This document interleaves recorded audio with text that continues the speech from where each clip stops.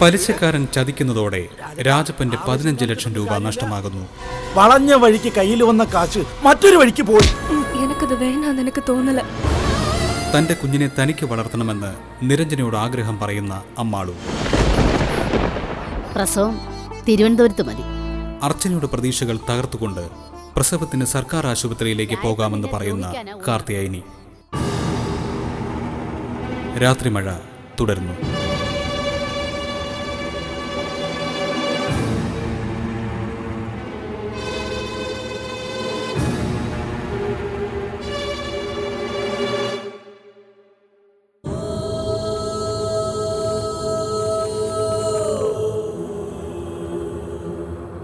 ദൈവമേ, ഹിമ മാഡത്തിന്റെ നമ്പർ മറന്നുപോയല്ലോ.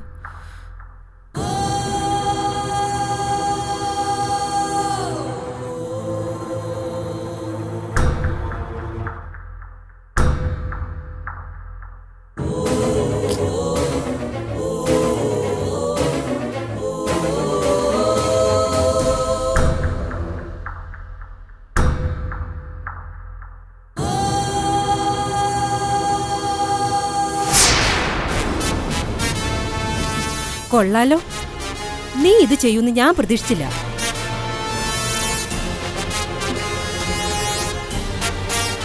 നിന്റെ കാര്യത്തിൽ ഒരു കണ്ണു വേണമെന്ന് കാർത്തിയാനി പറഞ്ഞത് വെറുതെ അല്ല.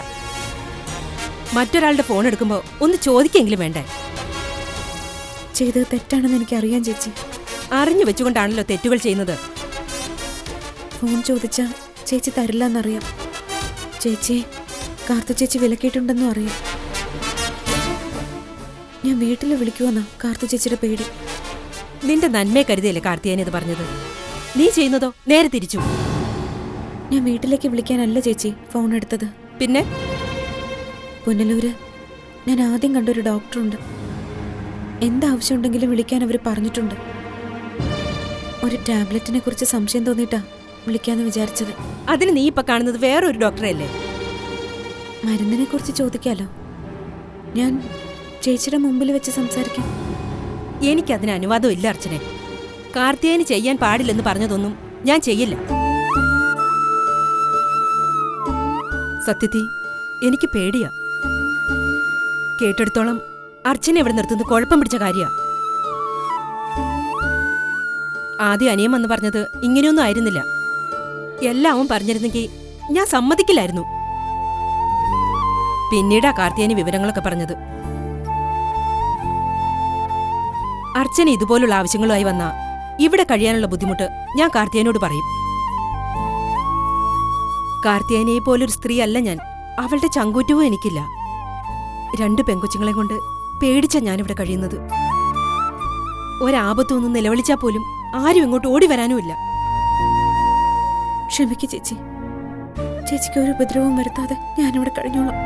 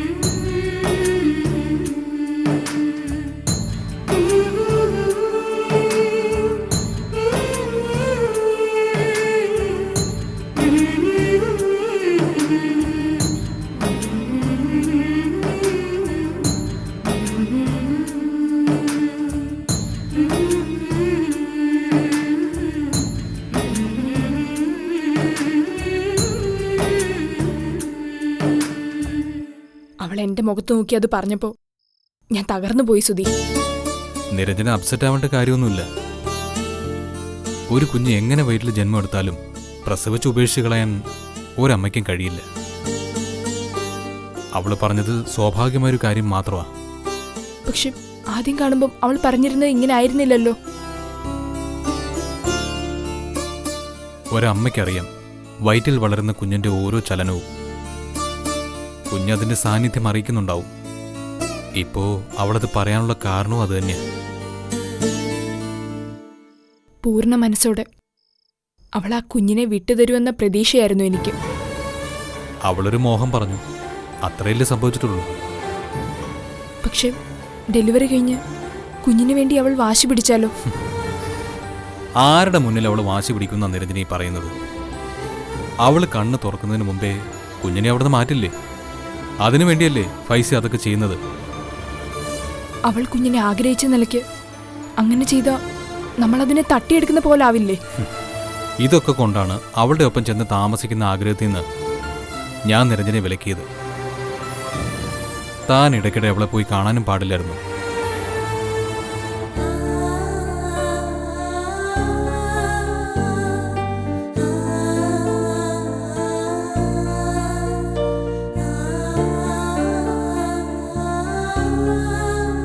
സുദീപ്, അത് പിന്നെ നിരഞ്ജന ഒരു കാര്യം ഓർക്കണം, അവൾക്കൊരിക്കലും ആ കുഞ്ഞിനെ വളർത്താനാവില്ല. 17 വയസ്സുള്ള ഒരു അവിവാഹിതയായ പെണ്ണിനെ കൊണ്ട് അതെങ്ങനെ കഴിയും? കഴിഞ്ഞാൽ തന്നെ ആ കുഞ്ഞുമായി ഫൈസി അവളെ വിടുവോ? കുഞ്ഞിനെന്ത് സംഭവിച്ചുവെന്ന് വർമ്മ സാറിനോട് ഫൈസി മറുപടി പറയേണ്ടി വരും. നമുക്ക് കുഞ്ഞിനെ തന്നിട്ട് ഫൈസി പറയാൻ പോകുന്നത് കുഞ്ഞു മരിച്ചുപോയെന്ന. അത് തന്നെ അവളോടും പറയും. അവൾക്കിനിയും നല്ലൊരു ജീവിതം ഉണ്ടാവും. കുഞ്ഞിനെ നമ്മുടെ കയ്യിൽ കിട്ടിയ നിരഞ്ജനയ്ക്ക് ചെന്ന് ആശ്വസിപ്പിക്കാമല്ലോ. താനേ സമാധാനമായിട്ടിരിക്കേ. ഹോസ്പിറ്റലിൽ വെച്ചല്ലാതെ ഞാൻ ഇനി അവളെ കാണാൻ പോവില്ല.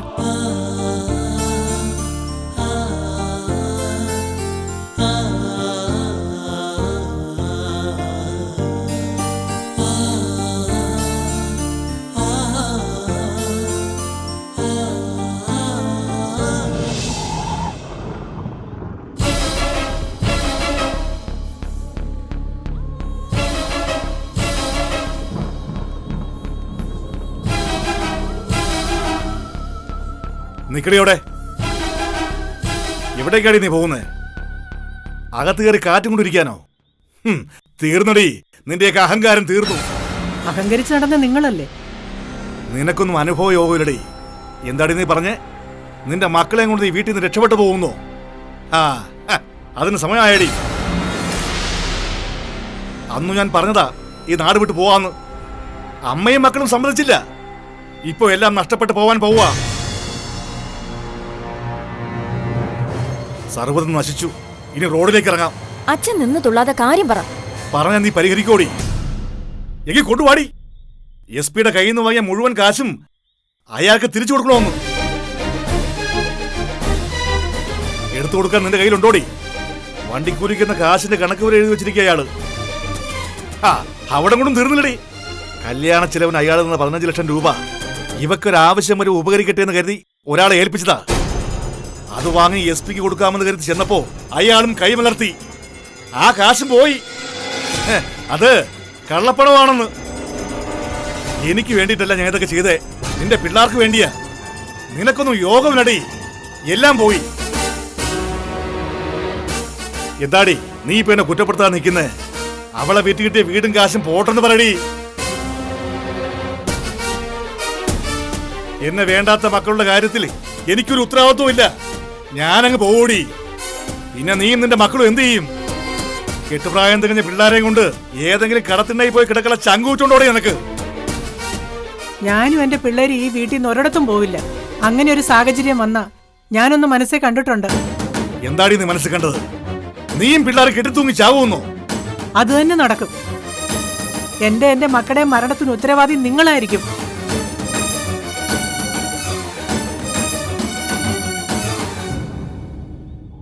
അനുഭവയോഗമില്ലാത്ത ജന്മങ്ങള്. പോയി, എല്ലാം പോയി.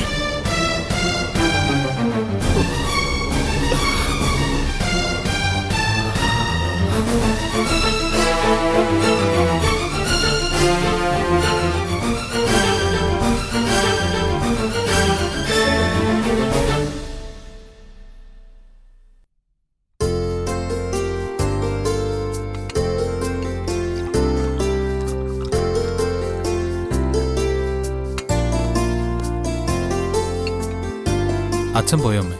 ആ ആരെയോ കാണാനുണ്ടെന്ന് പറഞ്ഞ് നേരത്തെ ഇറങ്ങിയതാ. ഇനി എല്ലാരും ഒന്നിച്ചിരുന്ന് കഴിക്കുന്നതൊക്കെ വർഷങ്ങൾ കഴിഞ്ഞിട്ടല്ലേ. ആളുകളെ ഒന്ന് ബോധ്യപ്പെടുത്തണം. ഏറിയാൽ 1.5 വർഷം. അത് കഴിഞ്ഞ് ഞാൻ നാട്ടിലേക്ക് എത്തും അമ്മേ. നീ പോകുന്നതിനോട് എനിക്കിപ്പോഴും യോജിപ്പൊന്നുമില്ല. ഇടുക്കി ഡിസ്ട്രിക്റ്റിൽ തന്നെ ഏതെങ്കിലും ബ്രാഞ്ചിലേക്ക് ട്രാൻസ്ഫർ വാങ്ങിയാലും മതിയായിരുന്നു.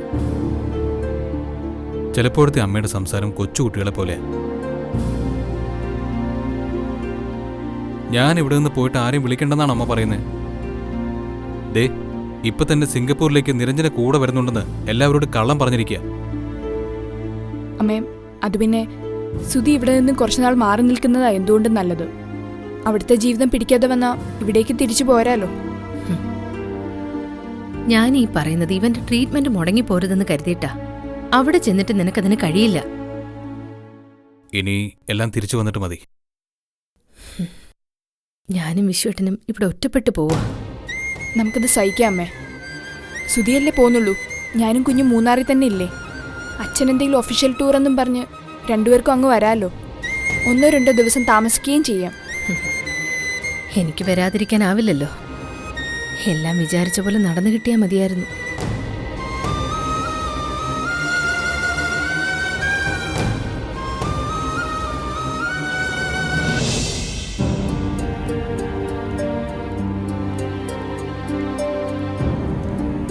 കുടിക്കുമോളെ, വെള്ളം ചോദിച്ചിട്ടിപ്പോ വേണ്ടേ? ഫൈസി സാറിനെ ഇതുവരെയും കണ്ടില്ലല്ലോ. സർ, എന്താ എന്താന്ന് വെച്ചാ നീ പറ.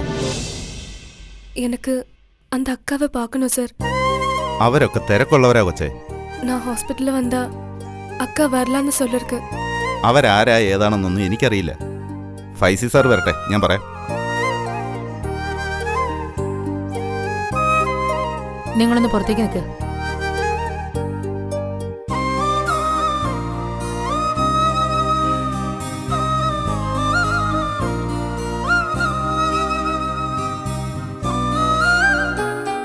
ജെയിംസ്, സർ, പെയിൻ തുടങ്ങിയ ലക്ഷണമുണ്ടോ? ഉറക്കെ അവൾ അലറിക്കറിഞ്ഞിട്ടാ ഇവിടേക്ക് കൊണ്ടുവന്നത്. ആകപ്പാടെ കുഴപ്പത്തിലാണെന്നാണ് എനിക്ക് തോന്നുന്നത്. സാറിനെ കാണാതെ ഞാൻ വിഷമിച്ചിരിക്കായിരുന്നു. എന്തെങ്കിലും പറ്റിപ്പോയാൽ കുടുങ്ങില്ലേ സാറേ? താൻ ആവശ്യമില്ലാത്ത കാര്യങ്ങൾ ചിന്തിക്കാതോ. എന്നാ പറയാനാ സാറേ, എൻ്റെ ഭാര്യയും പ്രസവിച്ച് കിടക്കുക. കുഞ്ഞിനാണെങ്കിൽ 1.5 മാസമേ ആയുള്ളൂ. എനിക്ക് ഇതും കൂടി കാണുമ്പോൾ മൊത്തം ടെൻഷനാ. ഡോക്ടർ എന്ത് പറഞ്ഞു? താൻ കയറി ചോദിച്ചില്ലേ? ആ ഡോക്ടർ ഇപ്പോഴാണ് വന്നത്. റൂമിലോട്ട് കയറി പോയിട്ടുണ്ട്. ആ പിന്നെ സാറേ, അഡ്വക്കേറ്റിനെ കാണണമെന്ന് അവൾ പറഞ്ഞു.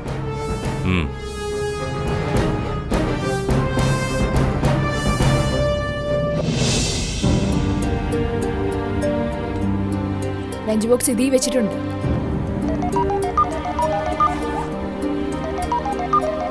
ഫൈസിയ. ഹലോ ഫൈസി. ഇന്നലെ രാത്രി അമ്മാളുവിന് ചില പ്രോബ്ലം ഒക്കെ ഉണ്ടായി. എന്നിട്ടിപ്പോ എവിടെയുണ്ട്? വീട്ടിലാണോ ഹോസ്പിറ്റലിലോ? ജെയിംസ് അപ്പോൾ തന്നെ ഹോസ്പിറ്റലിൽ കൊണ്ടുവന്നു. ഇവിടെ അഡ്മിറ്റ് ചെയ്തിട്ടുണ്ട്. പെയിൻ തുടങ്ങിയിട്ടാണോ കൊണ്ടുവന്നത്? ഡേറ്റ് ആയിട്ടില്ലെന്ന ഡോക്ടർ പറയുന്നത്. പക്ഷേ വച്ചുകൊണ്ടിരിക്കാൻ പറ്റില്ല. ഏത് നിമിഷവും സിസേറിയൻ നടക്കാൻ സാധ്യതയുണ്ട്. സുധീൻ നിരഞ്ജനയും ഹോസ്പിറ്റലിൽ ഉണ്ടായിരിക്കുന്നതാണ് നല്ലത്. ശരി ഫൈസി, ഞങ്ങളിപ്പോൾ തന്നെ ഹോസ്പിറ്റലിലേക്ക് വരാം. ശരി. എന്താ സുധി, സിസേറിയൻ ഇന്ന് തന്നെ ഉണ്ടോ? ഫൈസി അങ്ങനെ ഒരു ഉറപ്പൊന്നും പറഞ്ഞില്ല. പക്ഷേ ഏത് നിമിഷവും അതിനുള്ള സാധ്യത ഉണ്ടെന്നാണ് പറഞ്ഞത്. എന്നാ നമുക്ക് ഉടനെ അങ്ങോട്ട് പോവാല്ലേ? നിരഞ്ജന റെഡിയായി താഴേക്ക് വാ. ദൈവമേ, എന്റെ കുഞ്ഞ് എന്റെ കൈ വരാൻ പോവാ.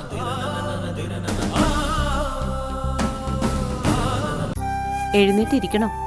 വേണം. എന്റെ കൊച്ചെ, നീ ഇങ്ങനെ പേടിക്കേണ്ട കാര്യമൊന്നുമില്ല.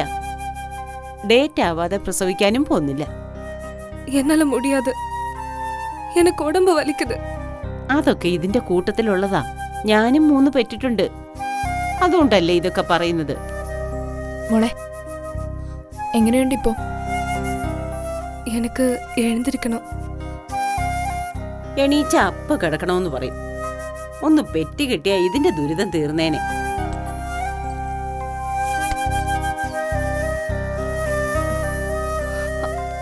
ചേച്ചി അവളെ ഒന്ന് പിടിക്കും. പതുക്കെ. ഡോക്ടർ എന്ത് പറഞ്ഞു? എന്നോടൊന്നും പറഞ്ഞില്ല. ഫൈസി സാറിനെ വിളിച്ചാ സംസാരിച്ച്. പ്രസവം കഴിഞ്ഞിട്ട് പോയാൽ മതിയെന്ന് ഇവളോട് പറഞ്ഞു. ഇപ്പൊ നിനക്ക് എന്തെങ്കിലും പ്രയാസം തോന്നുന്നുണ്ടോ? என்னால முடியல. என்னோட கை காலும் தளர்ந்து போற மாதிரி இருக்கு. ഞാൻ ക്യാൻറ്റീനിൽ പോയി ചായ വാങ്ങിച്ചോണ്ട് വരാം. എപ്പോഴും ചൂടുവെള്ളം ചോദിക്കും.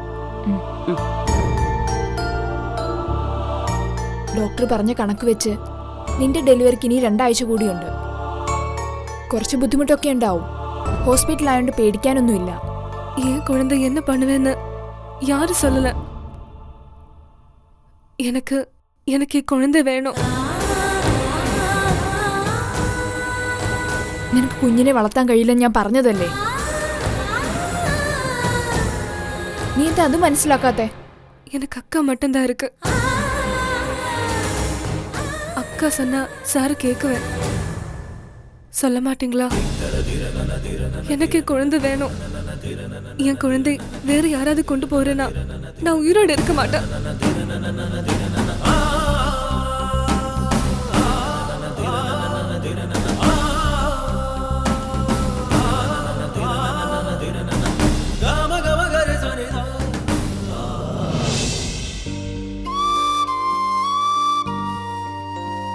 രണ്ടാഴ്ച വരെയൊന്നും കാത്തിരിക്കേണ്ട സുധി. 4-5 ദിവസത്തിനപ്പുറം പോവില്ല. എനിക്കിപ്പോൾ കുഞ്ഞിൻ്റെ ആരോഗ്യനിലയെ പറ്റിയ ടെൻഷൻ. ഡോക്ടർ ആശങ്കപ്പെട്ടത് അമ്മയുടെ കാര്യത്തിലാ. കുഞ്ഞിന് 2.5 കിലോയിൽ കൂടുതൽ ഭാരം ഉണ്ടാവുമെന്ന് ഡോക്ടർ ഒരു സംശയം പറഞ്ഞു. അപ്പോ കുഞ്ഞിന് നല്ല ആരോഗ്യമുണ്ട്. നമ്മളെ സംബന്ധിച്ച് അതൊരു ശുഭകരമായ വാർത്തയാ. എങ്കിലും ആ പെൺകുട്ടി നമ്മളായിട്ട് ഒന്നും ചെയ്യുന്നില്ല. എല്ലാം ദൈവത്തിന് വിട്ടുകൊടുത്തു. കുഞ്ഞിനെ നിങ്ങൾക്ക് കിട്ടുന്നുള്ള കാര്യത്തിൽ ഇനി ഒരു സംശയവും വേണ്ട. നിരഞ്ജന ഇപ്പൊ കൺഫ്യൂഷനില്ല. കുഞ്ഞിനെ ഓർത്ത് അമ്മാളുവിന്റെ മനസ്സിൽ ചില മോഹങ്ങൾ വീണിട്ടുണ്ട്. എന്നവൾ നിരഞ്ജനയോട് പറഞ്ഞോ? കഴിഞ്ഞ തവണ നിരഞ്ജന അവളെ കാണാൻ ചെന്നപ്പോൾ പറഞ്ഞതാണത്രേ. കുഞ്ഞിനെ വളർത്താൻ നിരഞ്ജനയുടെ സഹായവും ചോദിച്ചു. അവൾക്കറിയില്ലല്ലോ അവളുടെ കുഞ്ഞിനെ നോട്ടമിട്ട നിരഞ്ജന കൂടെ നിൽക്കുന്നതെന്ന്. ഇതൊക്കെ കൊണ്ടാ അവളുമായിട്ടൊരു ഇന്റിമസി നിരഞ്ജനയ്ക്ക് വേണ്ടെന്ന് ഞാൻ പറഞ്ഞത്. ഒരാൾ കുറച്ച് അലിവ് കാണിക്കുമ്പോഴാ ഈ ഇല്ലാത്ത മോഹങ്ങളൊക്കെ ഉണ്ടാവുന്നത്. അമ്മാൾ ഒരു ഇഷ്യൂ ഉണ്ടാക്കിയ കുഞ്ഞിനെ പിന്നെ ഞങ്ങൾ എങ്ങനെ കൈയേൽക്കും? അവളുടെ അടുത്ത് നിന്നും കുഞ്ഞിനെ തട്ടിയെടുത്തുകൊണ്ട് പോവാൻ ഞാനും ഉദ്ദേശിച്ചിട്ടില്ല സുധി. എങ്കിലും കുഞ്ഞെവിടെയെന്ന് അവൾ അന്വേഷിക്കില്ലേ? ആരോട് അന്വേഷിക്കാനാ? വർമ്മ സാറിന്റെ അടുത്ത ബന്ധുവാ ഡോക്ടർ. ഏത് കാര്യത്തോട് അടുത്ത് വരുമ്പോഴും ചില പ്രശ്നങ്ങൾ സ്വാഭാവികമാണ്. എനിക്ക് ഒരു പാളിച്ച പറ്റിപ്പോയി. അവളെ നിരഞ്ജനയ്ക്ക് കാണിച്ചു കൊടുക്കാൻ പാടില്ലായിരുന്നു. നിങ്ങളെ വിളിച്ചു വരുത്തേണ്ടത് കുഞ്ഞിനെ ഏറ്റുവാങ്ങാൻ മാത്രമായിരുന്നു. ഇന്ന് സിസേറിയൻ നടക്കുന്ന പ്രതീക്ഷയല്ല ഞാൻ നിങ്ങളെ വിളിച്ചു വരുത്തിയത്. താനെന്താ പെട്ടെന്ന് ഇങ്ങോട്ട് പോകുന്നത്? നമുക്ക് പോവാൻ സുധി. എന്താ കുഞ്ഞിനെ അവൾ മോഹിച്ചു തുടങ്ങിയല്ലേ? അവൾ അങ്ങനെ ഒരു ആഗ്രഹം പറയുമ്പോ ഒരമ്മയുടെ സങ്കടം കാണാൻ എനിക്ക് കഴിയില്ല.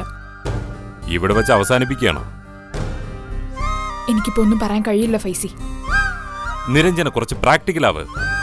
നിങ്ങൾക്ക് എന്ത് തീരുമാനം വേണമെങ്കിലും എടുക്കാം. പക്ഷേ ഞാൻ എന്റെ കടമ ചെയ്യും. നിങ്ങൾ പിന്മാറുകയാണെങ്കിൽ കുഞ്ഞിനെ ഓർഫനേജിന് കൈമാറും. 1 മാസം കഴിഞ്ഞ് അവളെ നാട്ടിലേക്ക് അയക്കും. എനിക്കത് ചെയ്യാതിരിക്കാനാവില്ല.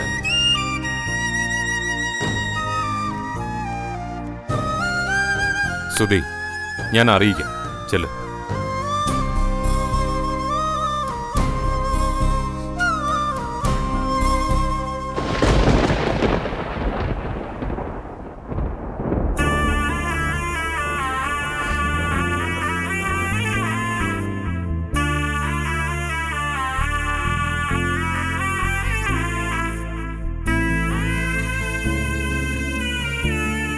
അമ്മേ, ദേ ചേച്ചി വന്നു.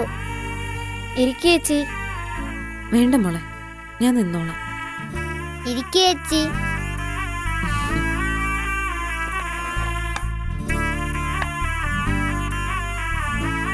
വാവ എപ്പഴാ ചേച്ചി വരുന്നേ? വരും മോളെ. വാവ വന്ന ചേച്ചി ഇവിടുന്ന് പോവുന്ന് അമ്മ പറഞ്ഞല്ലോ. ചേച്ചി എവിടേക്കാ പോണേ? ചേച്ചിക്ക് ദൂരെ പോണം മോളെ. ചേച്ചി എങ്ങും പോണ്ട. ഞങ്ങൾക്ക് വാവയെ കാണണം. ഞങ്ങൾക്ക് കാണണം ചേച്ചി.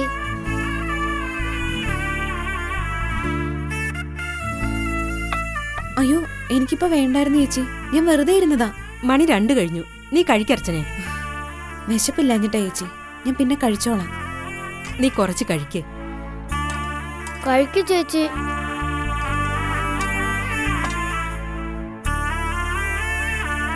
ദിവസങ്ങൾ അടുത്ത് വരുംതോറും മനസ്സിനൊരു ഭയമാ ചേച്ചി.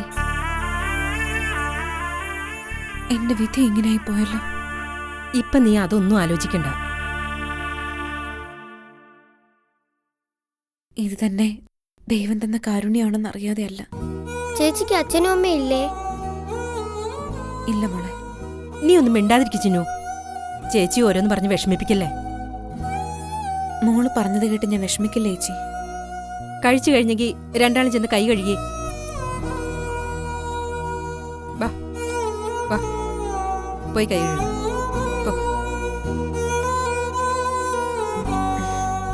എനിക്കിപ്പോ വേണ്ട ചേച്ചി, ഞാൻ പിന്നെ കഴിച്ചോളാം. നിന്റെ സങ്കടം എനിക്കറിയാം. നമ്മൾ പിടിച്ചു നിൽക്കണം. ഈ പരീക്ഷണം കൂടി ഒന്ന് കഴിയട്ടെ. ഇത് കഴിഞ്ഞു പോവുമെന്ന് എനിക്കറിയില്ല ചേച്ചി. അങ്ങനൊന്ന് പറയല്ലേ. കുഞ്ഞമ്മയുടെ മുഖം ഒന്ന് കാണാൻ കൊതി തോന്നുക. എന്റെ കുഞ്ഞമ്മയൊന്ന് അടുത്ത് വന്നെങ്കിൽ എന്റെ പേടിയൊക്കെ പോയേനെ. ഞാൻ എവിടെയുണ്ടെങ്കിലും പ്രസവ സമയത്ത് വരുമെന്ന് പറഞ്ഞതാ. ഒന്നും ഞാൻ ആഗ്രഹിക്കുന്നില്ല ചേച്ചി. ഇതൊന്നും മാത്രമേ എന്റെ മനസ്സിലുള്ളൂ. എനിക്ക് എന്ത് ചെയ്യാൻ കഴിയും അർച്ചനെ? നിന്റെ കൂടെ വിഷമിക്കാൻ മാത്രമേ എനിക്കും കഴിയൂ.